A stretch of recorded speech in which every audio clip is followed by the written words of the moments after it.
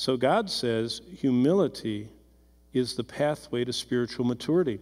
Look what he continues saying. Verse 5, submit yourselves. All of you submit to one another. Then in verse 5, be clothed with humility.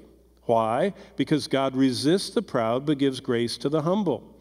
Therefore, verse 6, humble yourselves under the mighty hand of God that he can exalt you in due time.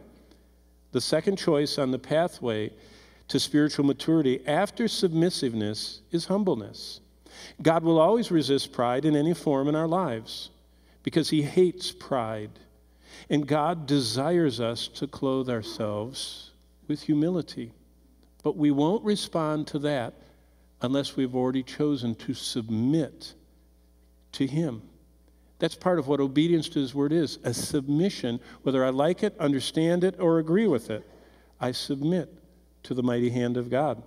So amazingly, what God says is that the only medication, the only antidote that defeats pride is God's grace.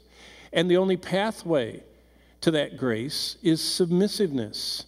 And so we must understand that grace enables us to clothe ourselves with humility, and the evidence of the grace of submission is when we submit humbly to one another. They're so tied together. A humble person can't submit. A submissive person is never able to resist the grace that prompts them to humble themselves, and that even more floods them with grace upon grace.